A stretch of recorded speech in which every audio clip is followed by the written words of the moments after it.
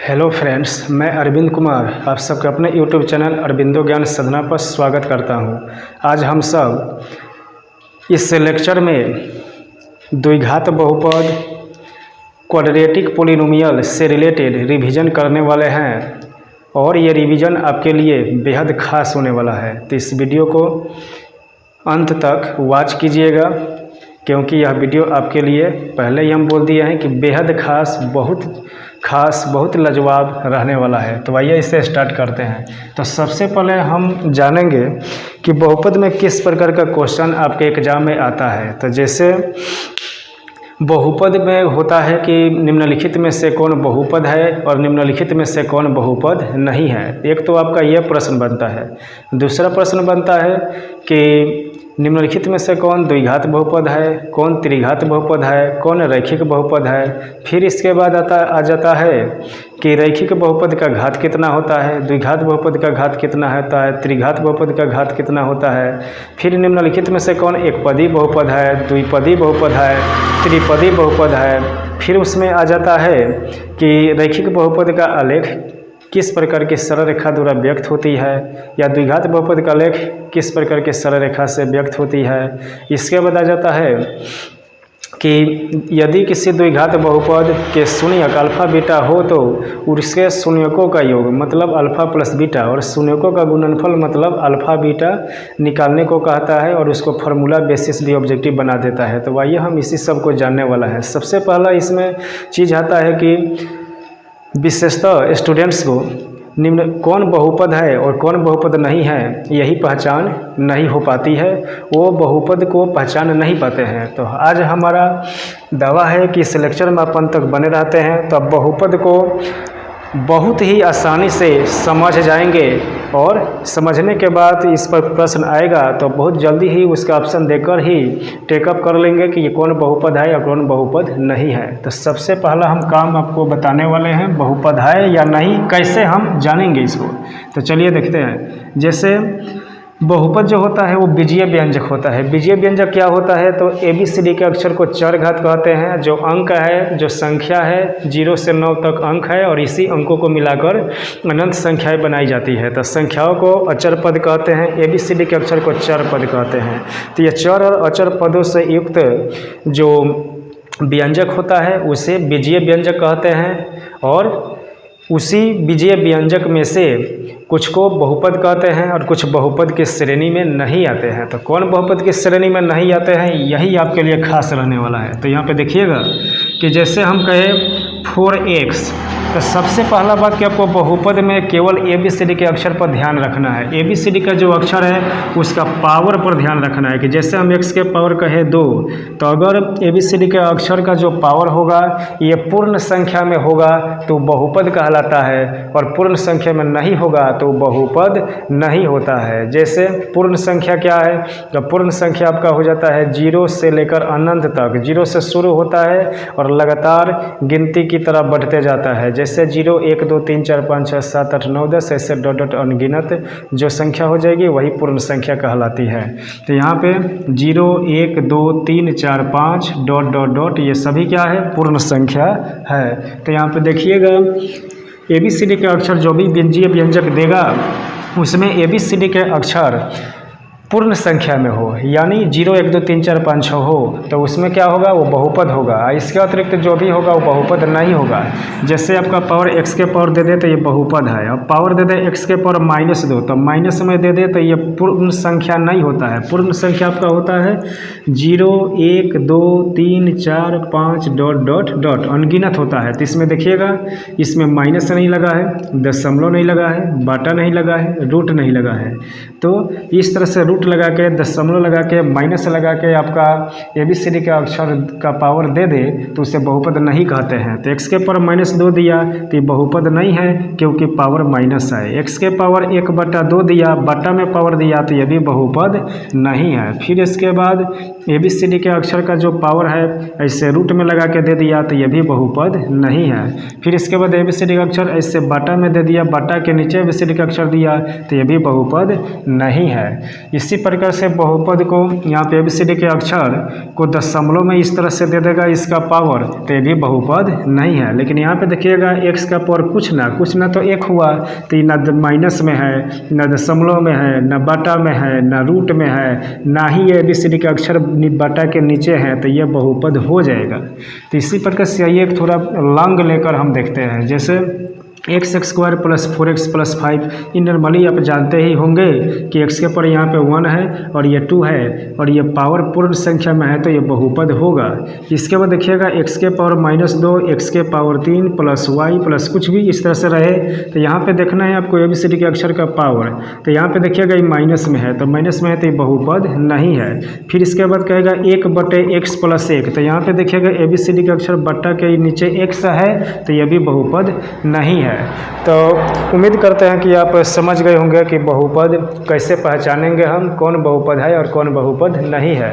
लेकिन हम यहाँ पे एक और चीज़ आपको बता दें कि अगर सॉरी यहाँ पे x के पावर √4, तो यहाँ पे √4 का मतलब क्या हुआ, 4 के वर्गमूल निकल जाएगा, तो इसको हम लिख सकते हैं x²। तो वर्गमूल यहाँ निकल गया तो ये बहुपद होगा, क्योंकि यहाँ से रूट की प्रोसेस जब करेंगे तो रूट यहाँ से हट जाएगा, तो रूट हट गया तो ये वर्गमूल होगा। इसी प्रकार से आपका दशमलव वाला कहीं 1.0 दे दे, तो यहाँ पे दशमलव के बाद 0 है तो ये तो हट जाएगा, दशमलव के बाद 0 का रखने का कोई मतलब नहीं होता है, तो दशमलव 0 दोनों हटा देंगे तो यहाँ से ये भी बहुपद हो जाएगा। तो अगर यहाँ पे बाटा में आपको इस तरह से दे 4/2, तो ये भी बहुपद हो जाएगा, क्योंकि 2 से 4 ये 2 बार में कटेगा, तो x के पावर 2 ये पूर्ण संख्या में बन जाएगा, तो ये भी बहुपद होगा। तो इस तरह से दे, इस तरह से ये दशमलव 0 लगा के दे और इस तरह से रूट में ऐसा संख्या दे जिसका वर्गमूल निकल जाए, तो ये बहुपद होगा। लेकिन ऐसे ABCD का अक्षर बट्टा में दे तो नहीं होगा, ऐसे बट्टा में दे जो काटने पर ये दशमलव में जाए तो ये भी बहुपद नहीं होगा, माइनस में दे ये भी बहुपद में नहीं होगा, रूट के अंदर ऐसी संख्या दे जिसका वर्गमूल ना निकले तो ये भी बहुपद नहीं होगा, और ये दशमलव में दे तो ये भी बहुपद नहीं होगा। तो आशा करते हैं कि आप बहुपद कौन होगा कौन नहीं होगा इस तरह से छोटी सी ये चीज़ों को देखकर आप समझ गए होंगे। तो इसके लिए चलिए एक हम ऑप्शन 4 देते हैं और उसमें आप बताइए, आप जानिएगा कि कौन बहुपद है और कौन बहुपद नहीं है। जैसे x के पावर -3 + x² + 2x दे दिए, इसके बाद दे दिए y² + 1/y + xy, फिर इसके बाद दे दिए x के पावर 3 + x के पावर 4 + x के पावर √2 दे दिए। इसके बाद यहाँ पे x + y + z दे दिए। तो इसमें हम कहेंगे कि कौन बहुपद है और कौन बहुपद नहीं है। तो यहाँ पे देखिएगा कि ये माइनस में है तो बहुपद नहीं है, ये ABCD का अक्षर बट्टा में है तो ये भी बहुपद नहीं है, यहाँ पे ये रूट में है पावर तो ये भी बहुपद नहीं है, इसमें पावर कुछ नहीं तो 1 हुआ, तो ये पूर्ण संख्या में है तो ये बहुपद होगा। तो आशा करते हैं कि बहुपद बहुत अच्छे तरीक़े से समझ गए होंगे। अब हम आते हैं बहुपद के प्रकार में। तो बहुपद का प्रकार क्या होता है, तो बहुपद को बांटना होता है, बहुपद का वर्गीकरण होता है। घात के आधार पर बहुपद को 3 मुख्य प्रकार देखते हैं हम, और पद के आधार पर भी 3 देखते हैं। तो घात के आधार पर बहुपद 3 प्रकार के कौन कौन होते हैं। रैखिक बहुपद होते हैं जिन्हें हम एक घातीय बहुपद भी कहेंगे, रैखिक बहुपद या एक घातीय बहुपद। फिर इसके बाद हम देखेंगे द्विघाती बहुपद, इसके बाद हम देखने वाले हैं त्रिघाती बहुपद, त्रिघाती बहुपद। तो यहाँ पे इन बहुपद को देखने से पहले आइए हम पद के आधार पर हम देख लें, पद के आधार पर कौन कौन से बहुपद होते हैं। तो पद के आधार पर होते हैं एक पदी होते हैं, एक पदी बहुपद, द्विपदी होते हैं, द्विपदी बहुपद, त्रिपदी होते हैं, त्रिपदी बहुपद। जैसा कि इनके नाम से ही स्पष्ट हो जा रहा है कि एक पदी यानी एक पद इस बहुपद में होगा, द्विपदी यानी इसमें 2 पद होगा, त्रिपदी यानी इसमें 3 पद होगा। तो एक पदी में एक पद किस तरह से हम जानेंगे, प्लस और माइनस लगा कर देगा तभी हम वहाँ से पद को अलग करते हैं। जैसे आपको कह देगा x + y, तो इसमें 2 पद कहेंगे, प्लस के पहले एक x है और प्लस के बाद एक y है, तो यहाँ दो पद हो गए। इसी को अगर ऐसे एक में दे देता x y, बीच में प्लस माइनस का चिन्ह ना दे तो इसको एक पद ही कहेंगे, क्योंकि ये दोनों दो अक्षर है लेकिन एक में है तो ये एक पद ही हो गया। यहाँ पे यही दो अक्षर बीच में प्लस का चिन्ह लगाकर अलग अलग हो गए तो यहाँ पे ये द्विपदी बहुपद हो जाएंगे, क्योंकि इसमें दो पद कहेंगे। इसको माइनस का चिन्ह लगाकर इस तरह से भी लिख सकते हैं, तो इस तरह से प्लस माइनस से लगाकर देगा तो वहीं से हम अलग अलग पद को समझेंगे और उसको पद गिनकर एक पदी, द्विपदी, त्रिपदी की पहचान हम कर लेंगे। तो यहाँ पे x दिए, फिर x y z दिए, a q b c दिए, ये सभी के सभी एक पदी बहुपद है। द्विपदी में हम किस तरह से देखेंगे, तो प्लस या माइनस लगा के दो पद दिया रहेगा, जैसे x + 5 हो गया, y - 3 हो गया, या x² - y हो गया। तो यहाँ देखिएगा प्लस के इधर एक, प्लस के बाद में एक, तो दो पद हो गया। इसी तरह माइनस के इधर एक और माइनस के इधर एक, तो ये दो पद हो गया। इसी तरह से यहाँ भी दो पद, तो दो पद है तो द्विपदी हो गया। त्रिपदी में तीन पद होगा, नाम से स्पष्ट है त्रिपदी तीन पद, तो यहाँ पे x + y + z कर दिए, 1 2 3 पद हो गया। या x² + 4x + 5 कर दिए, तो यहाँ पे 1 2 3 3 पद हो गया। तो तीन पद है त्रिपदी, दो पद है द्विपदी, एक पद है एकपदी। इसके बाद हम देखते हैं रैखिक बहुपद, द्विघाती बहुपद, त्रिघाती बहुपद। यही आपके लिए सबसे ज़्यादा इम्पोर्टेंट है और इसी से ऑब्जेक्टिव क्वेश्चन आपका बनता है।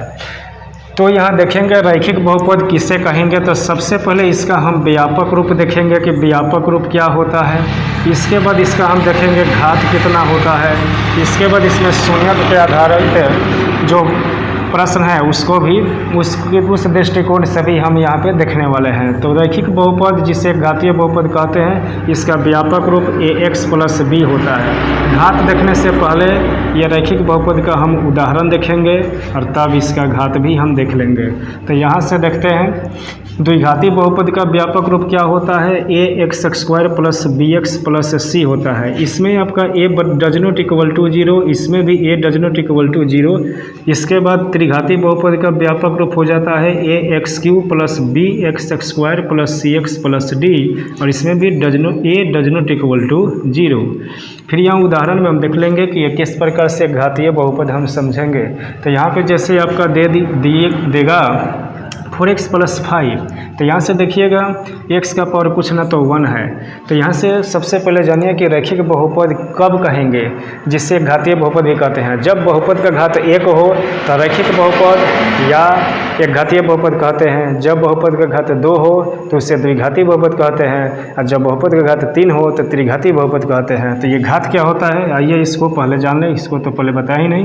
तो यहाँ पे देखिएगा जैसे यहाँ पे ये बहुपद लिखा हुआ है, तो यहाँ पे देखिएगा बहुपद का घात देखने के लिए जिस चर पद में बहुपद दिया रहे, यानी जिस ABCD के अक्षर का प्रयोग करके बहुपद दिया रहे, उसमें हम देखेंगे उसका पावर, और उसका अगर एक से ज़्यादा ABCD के अक्षर एक ही बीजीय व्यंजक में है तो उन सभी में बड़ा जो पावर होगा वही बहुपद का घात होगा। जैसे हम कहेंगे x³ + x² + x + 1, इसमें देखिएगा x 3 जगह है, इसका पावर कुछ ना तो 1, इसका पावर 2, इसका पावर 3, तो ये 3 है, ये 2 है, ये 1 है, ये तीनों में सबसे बड़ा 3 है, इसीलिए इस बहुपद का घात कितना हो जाएगा, तो इसका घात 3 हो जाएगा। फिर इसके बाद x² + 4x + 5x के पावर 4 + x के पावर 5। यहाँ पे देखिएगा ABCD के अक्षर जो x है यह पावर 2 है, यहाँ कुछ ना तो 1 है, यहाँ पे 4 है, यहाँ पे 5 है, सबसे बड़ा 5 है तो इसका घात 5 हो गया। तो ऐसा करते हैं, आप घात समझ गए होंगे। यहाँ पे केवल ABCD के अक्षर को ध्यान में रखना है, और ABCD के अक्षर का जो ये पावर है, जो माथा पर यह अंक लिखा रहता है, इसी को पावर कहते हैं, घात कहते हैं, डिग्री भी कहते हैं, इसको इंग्लिश में घात को डिग्री भी कहते हैं। और इसी में देखेंगे जो सबसे बड़ा होगा वही उस बहुपद का, उस बीजीय व्यंजक का घात होगा। तो यहाँ पे हमको क्या देखना है, एक घात रहेगा तो एक घातीय या रैखिक कहेंगे, 2 घात रहेगा द्विघाती कहेंगे, 3 घात रहेगा तो त्रिघाती कहेंगे। तो 4x + 5 यहाँ पे एक घात है तो एक घाती कहेंगे या रैखिक बहुपद कहेंगे। अब ये देखिए द्विघाती, तो द्विघाती में x² + 4x + 5 यहाँ पे कर दिए। तो यहाँ पे देख सकते हैं कि x का यहाँ पे पावर 1 है और यहाँ पे x का पावर 2 है, तो बड़ा वाला ये 2 हुआ तो इसका घात 2 हुआ, और जब घात 2 है तो द्विघाती है। त्रिघाती में 3 घात होना चाहिए, तो x³ plus x² plus x+1। तो यहाँ से हम देखेंगे x के पावर कुछ ना तो 1, यहाँ पे x के पावर 2 और x के पावर 3। तो यहाँ पे हम देखेंगे कि सबसे बड़ा घात कौन है, ये 3 है, और सबसे बड़ा जो 3 है यही इस बहुपद का घात होगा, यानी इसका घात 3 होगा। और जब घात 3 होगा तो त्रिघाती बहुपद होगा। इसके बाद हम देखेंगे इसका घात, तो रैखिक बहुपद का 1 घात होता है, द्विघाती बहुपद का 2 घात होता है, त्रिघाती बहुपद का 3 घात होता है।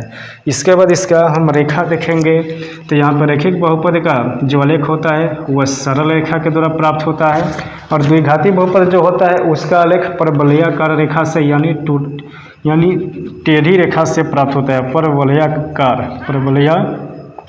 तो यहाँ पे परवलयाकार रेखा से प्राप्त होता है द्विघाती बहुपद का आलेख। तो यहाँ पे आपका परवलयाकार दिखाई नहीं दे रहा होगा, इधर हम लिख देते हैं। तो यहाँ पे रैखिक बहुपद का क्या हो जाएगा, सरल रेखा से आलेख प्राप्त होता है। द्विघाती बहुपद का परवलयाकार रेखा से यानी टेढ़ी मेढ़ी रेखा से इसका इस तरह से आपका द्विघाती बहुपद का आलेख प्राप्त होता है। रैखिक बहुपद का आलेख सरल रेखा से यानी सीधी रेखा से आपको प्राप्त होता है, त्रिघाती बहुपद का आलेख नहीं करते हैं। तो यहाँ पे देख लिए कि रैखिक बहुपद का व्यापक रूप, उदाहरण इसका देख लिए, घात देख लिए, इसका आलेख देख लिया। द्विघाती बहुपद का व्यापक रूप देखे, उदाहरण देखे, घात देखे और इसका आलेख देखे। अब हम आपको बताने वाले हैं कि द्विघाती बहुपद के शून्यक जब अल्फा बीटा होगा तो उस पर जो शून्यकों का योगफल और गुणनफल से रिलेटेड जो ऑब्जेक्टिव टाइप बनते हैं प्रश्न, उनको किस प्रकार से समझेंगे और ये अल्फा बीटा का मान क्या है, किस तरह से उसका फार्मूला होता है, इसका हम रिवीजन करने वाले हैं। तो आइए इसको देखते हैं। जैसे यहाँ पे आपसे कहेगा कि कोई द्विघात बहुपद ax² plus bx plus c बराबर 0 के शून्यक अल्फा बीटा हो, के शून्यक अल्फा बीटा हो, तो अल्फा प्लस बीटा यानी शून्यकों का योगफल, शून्यकों के योगफल को हम किससे सूचित करते हैं, तो शून्यकों के योगफल को हम अल्फा प्लस बीटा से सूचित करते हैं। तो अल्फा प्लस बीटा बराबर यहाँ पे फार्मूला क्या हो जाता है, -b/a।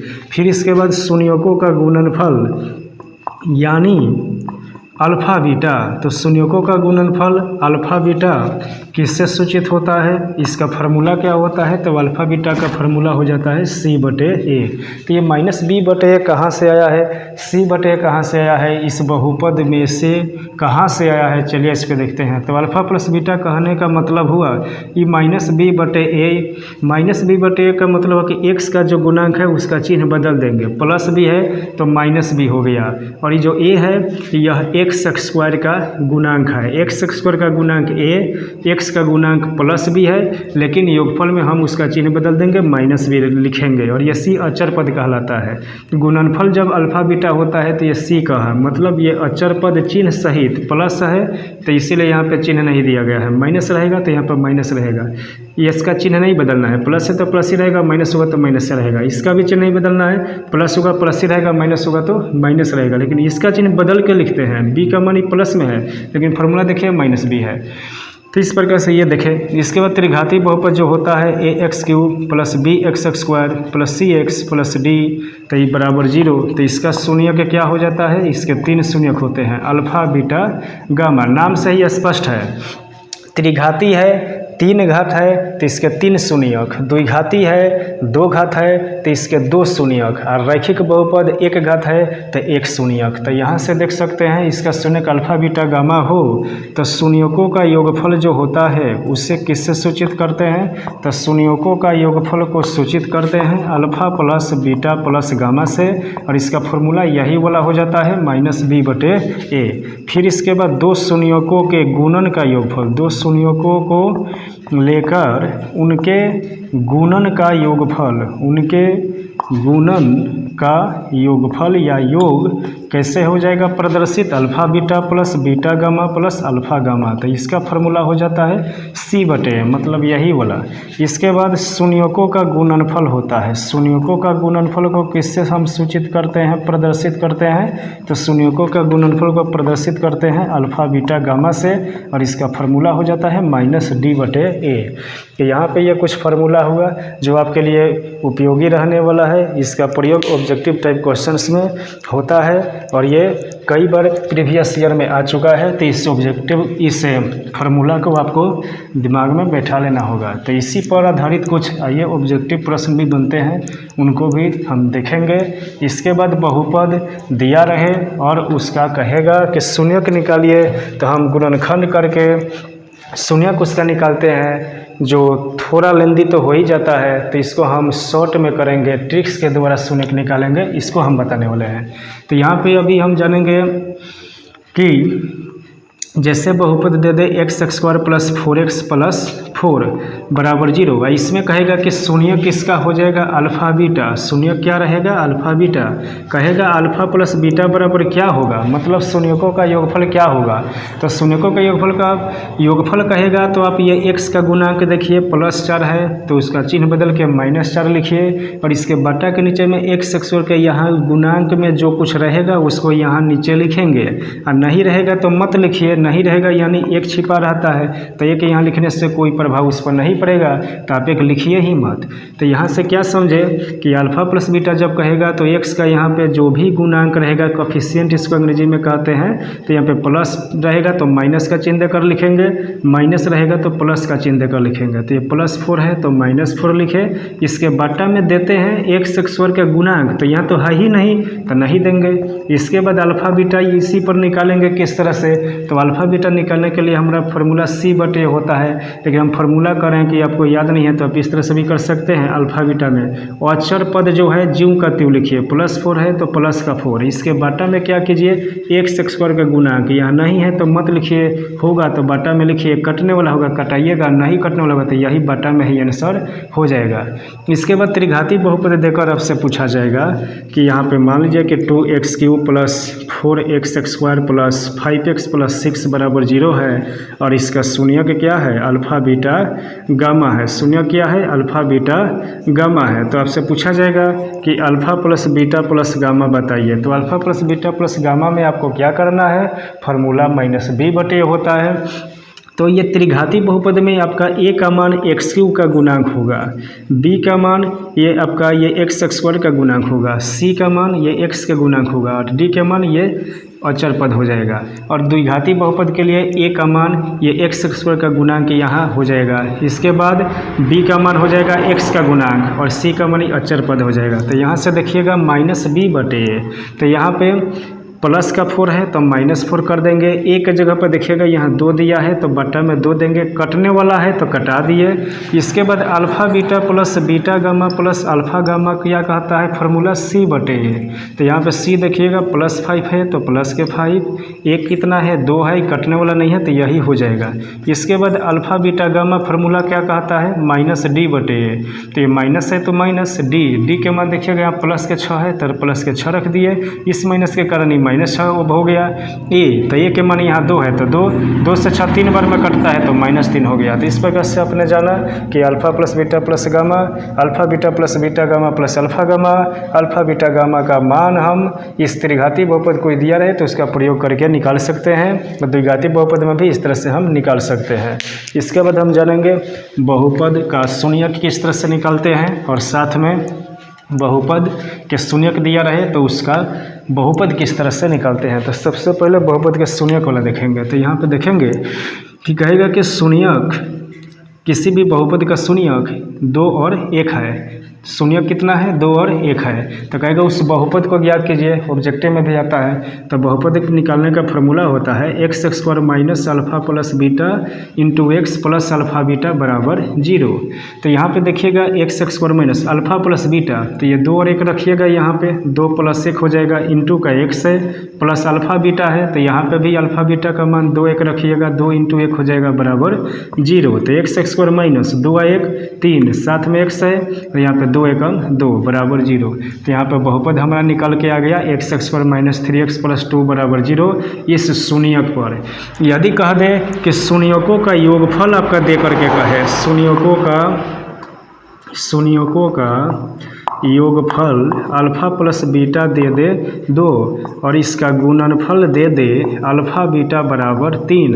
अब तब आपसे कहे कि बहुपद निकालिए, तो बहुपद निकालने के लिए फॉर्मूला तो वही रहने वाला है, x square minus alpha plus beta into x plus alpha beta बराबर 0।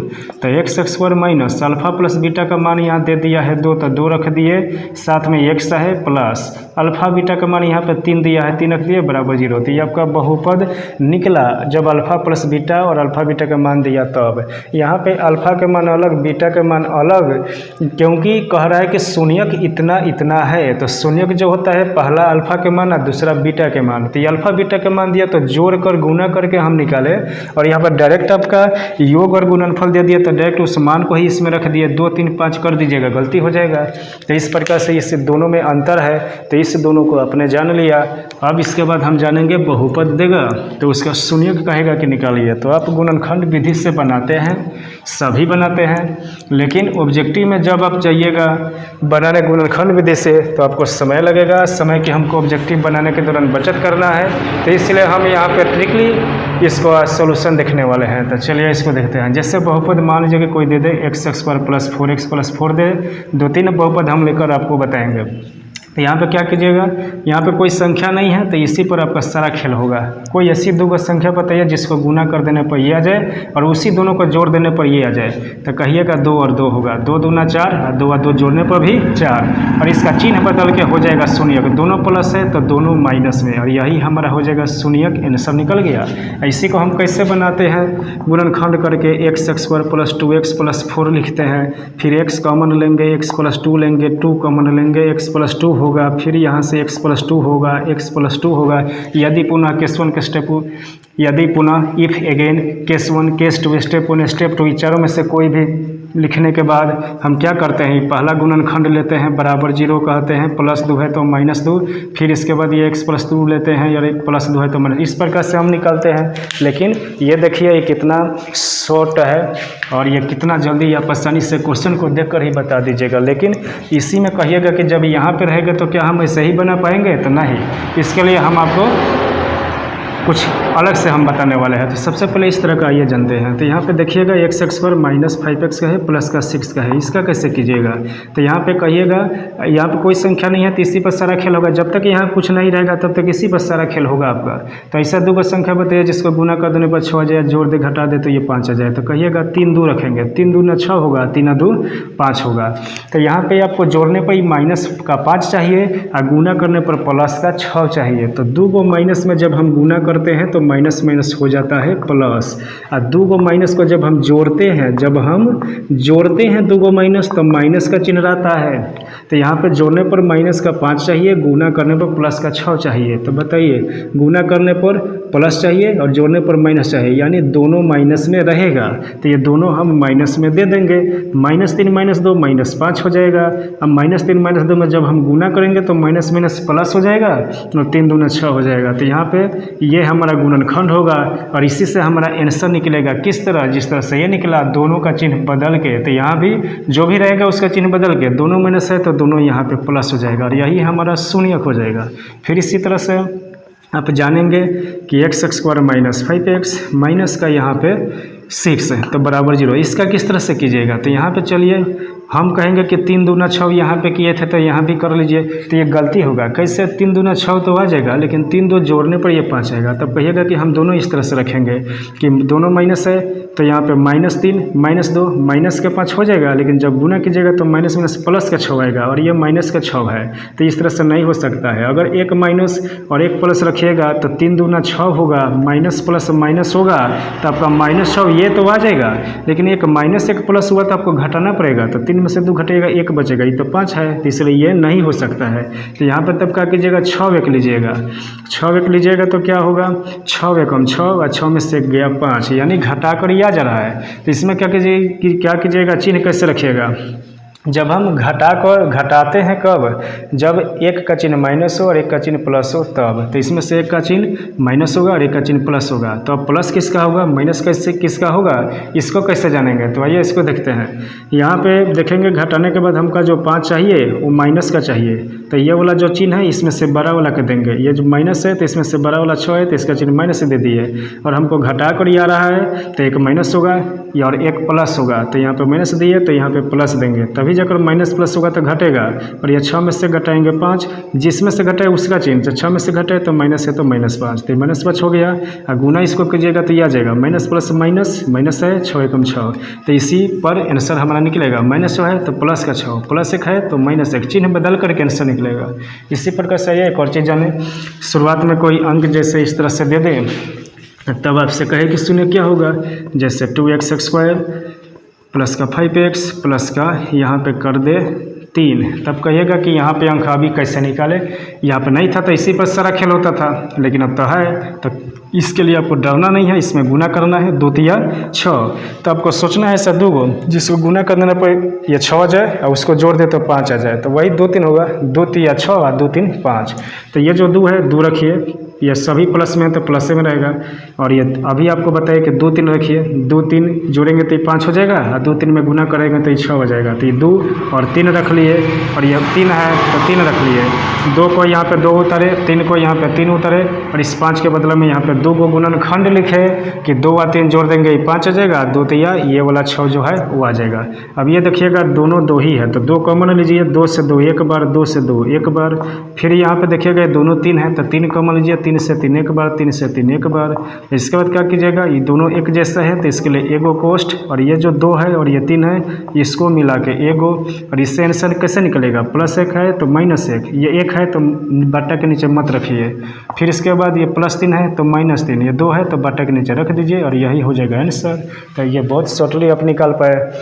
तो इस तरह से बहुपद का शून्यक आप निकाल पाएंगे। तो मैं आशा करता हूँ कि आपको ये लेक्चर काफ़ी इंटरेस्टिंग लगा होगा और आप इससे काफ़ी कुछ सीखे होंगे। तो इसी तरह के लेक्चर इस वीडियो पर अपलोड की जाएगी, इसलिए इस चैनल को अभी तक आपने सब्सक्राइब नहीं किया है तो सब्सक्राइब कर लीजिए, ताकि आपका मैथ स्ट्रांग हो पाए और आप मैथ का एग्ज़ाम जब दिए तो आपका नंबर जो है कम नहीं आए, क्योंकि अधिकांश लोगों का देखा जाता है कि नंबर तो उनका अच्छा खासा दिखता है, फर्स्ट डिवीज़न दिखता है, लेकिन मैथ में चलते हैं जब नंबर देखने मार्कशीट में तो उनका 30-40 के आसपास ही रह जाता है। तो आपको मैथ का यहाँ पे इस चैनल पे बहुत ही अच्छे तरीक़े से तैयारी हो पाएगी, प्रिपरेशन हो पाएगी, इसलिए इस चैनल को सब्सक्राइब ज़रूर करें। वीडियो आपको पसंद आता है तो उसको लाइक ज़रूर करें और शेयर भी करें, ताकि और लोग भी इसका लाभ उठा पाए। तो अगले वीडियो में, नेक्स्ट वीडियो में हम इसी तरह के लेक्चर के साथ उपस्थित होंगे। तब तक जय हिंद, जय भारत, धन्यवाद।